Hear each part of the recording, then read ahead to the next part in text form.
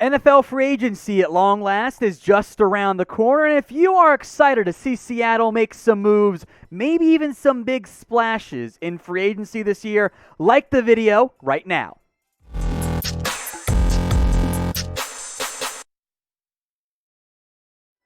You're watching Seattle Seahawks Today. I am Tom Downey here with the latest going on around Seattle. Free agency almost here, and the rumors are beginning to flow in fairly impressive fashion. Now, we begin with some Rashaad Penny conversation. Here's what ESPN's Dan Graziano had to say. The Seahawks would like to re-sign Penny, the former first-round pick who has always struggled with health, but finished the 2020 season as hot as any running back in the league.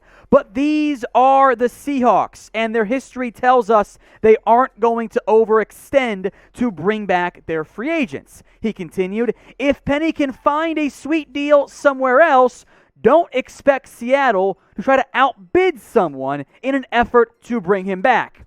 I think this is the right mindset for Seattle to have this offseason. Do not break the bank for a running back. I thought the Chris Carson deal was pretty solid for Seattle. Now, injuries, of course, a bit of a problem on that front, but I have no interest in giving Penny a Melvin Gordon deal because who here trusts him to stay healthy? I don't trust him to not be injured, not be hurt, because he has always been hurt. If it's a right contract amount, yeah, bring him back. Now, in other news on the Penny front, well, he scrubbed his social media. Don't panic, though. This is not a full-fledged Kyler Murray move. This is still Penny following Seattle and still Penny having a hype video about his time with the Seahawks. So, noteworthy, but not the same level of reading too far into social media freakout. What I think Dan mentioned correctly was the breakout of Penny. His final 5 games was almost the same level of production that he had in his first 32 career games. So here's the question Seattle asks themselves. Which Penny is the real Penny? The last 5 games, unbelievable, unsustainable level of production, or is it instead the first career for Penny, the first 32 games of Penny? Maybe somewhere in the middle. So how important is it to re-sign Rashaad Penny? I'm very curious what you guys have to say. So much so, I'm making this question the pinned comment on today's video. If the ad break comes on YouTube, take advantage of it. While it plays, head down there and give me a number on a scale of 1 to 10 for how important it is to re-sign Rashaad Penny. Maybe you could go trade for a running back instead. SB Nation's Field Goals writer Frank Raines explored the idea of trading for Saquon Barkley, which I think is a good exploration to do. The new GM, Giants, I think it's pronounced Joe Schoen, did not shut down a trade idea when asked, saying we're open for business, more or less. The former number 2 overall pick, Dave Gettleman's greatest love, has not lived up whatsoever to the expectations. 2018, he was awesome. 261 carries, 1,300 yards, 5 yards per carry. Since then, well, not as good in 2019. And the past 2 years, I'll say it, bad. Now, the response is, well, the offensive line is bad. And you're right.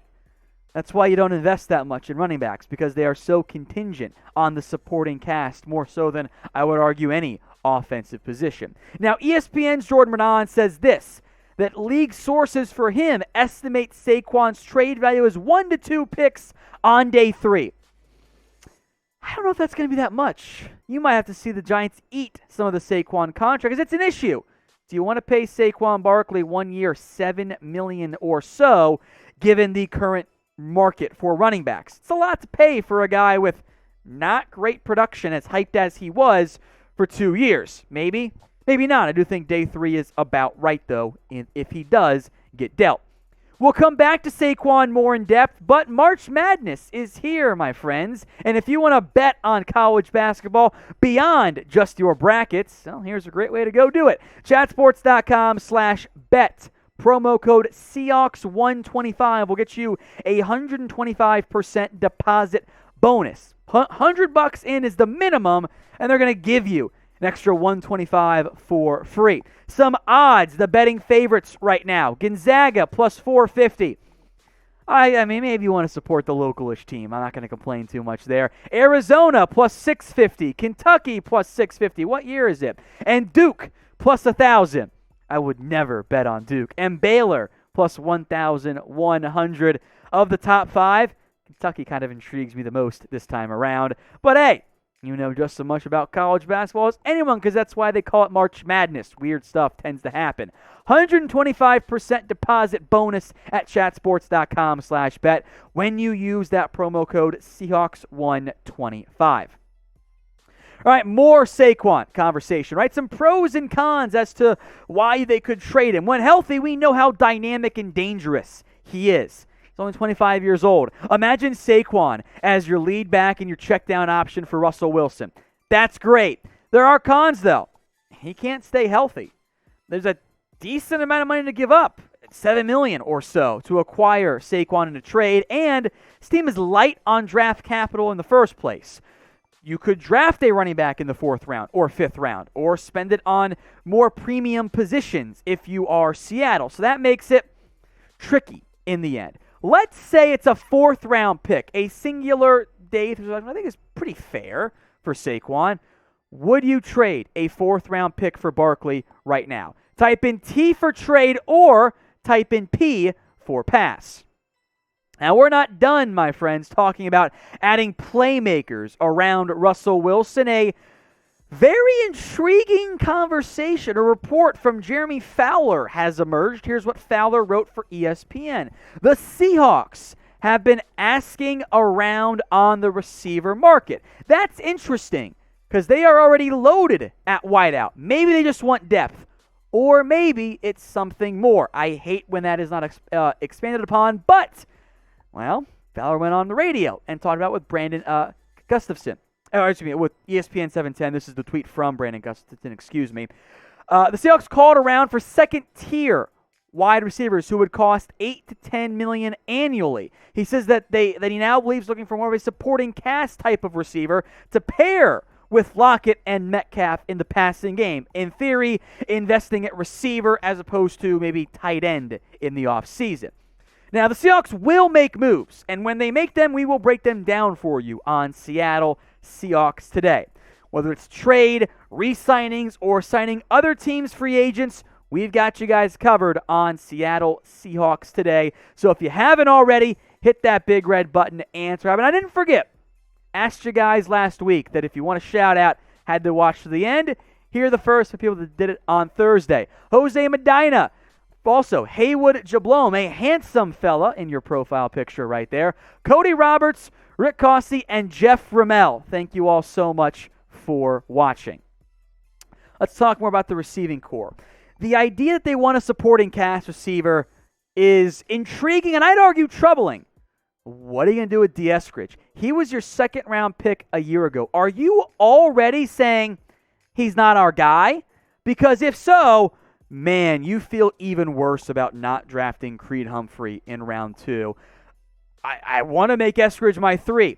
If you want to make him your 4 and Swain your 5 or move on from Swain, here are some of those tier 2 receivers. Now, they might be pushing tier 1B, but these are your supporting cast guys. Michael Gallup, who I think ends up back in Dallas as a vertical threat. Christian Kirk as your slot/outside vertical threat. He could be a great fit in Seattle, but do you want to break the bank? I'm not so sure. Odell Beckham Jr. It'd be fun. DJ Chark and Juju Smith-Schuster. We'll see what their markets are. I'm very intrigued by those two, however, as potential options in Seattle. Or maybe it's a trade. How about Amari Cooper? He's expensive, though. Michael Thomas, people keep linking him. They restructured his deal. It's not going to happen. Brandon Cooks, is he tier 2 or above tier 2? He always gets dealt, though. Devontae Parker, I think, could be had. And Jarvis Landry, much like Cooper, could end up being cut. And if you want a pure slot, it's a decent name to keep an eye out for. I want you now to name a receiver who you want to add this offseason. Drop a name, whether it's trade, free agency, or draft, in the comments section. Next up, will we have more of 2020 Jamal Adams with Clint Hurtt at the helm? The new DC makes it seem like the answer is yes. Here's what he recently said. Jamal is still a difference maker. How we use him, that's going to be on me. It's our responsibility, my responsibility, to make sure we put him in positions so he can be at his very best. And we know how great he is at doing that. I am once again begging Seattle to blitz Jamal Adams. 2020 Adams as blitz boy, because somehow it's an insult when you have 9.5 sacks, was incredible. His pressure rate was 32.7%, 34 pressures, and was used almost as a 3-4 outside linebacker. And then this past year, they made him a safety. He was blitzed at half the rate. His pressure rate plummeted. But remember, those blitzes often came from back at safety. The location of the blitzes weren't nearly as primed for impact, and that annoyed me for Seattle. I thought the Adams usage was an organizational failure. When your guy gets 9.5 sacks, admittedly at an unsustainable rate, blitz him more. So I want you to like the video right now if you think Adams will bounce back this upcoming year. You gotta let him blitz. He's good at it. Yes, you paid a safety a bunch of money, but don't think of him as a too deep safety. It's not using him well. It's like paying a dynamic receiving threat at tight end and saying you're going to block a lot. It's not using your players well. Blitz Adams more, and you will get better impact on the defensive side of the ball. I don't think it's that hard. Maybe I'm crazy. I hope Clint Hurtt agrees with me.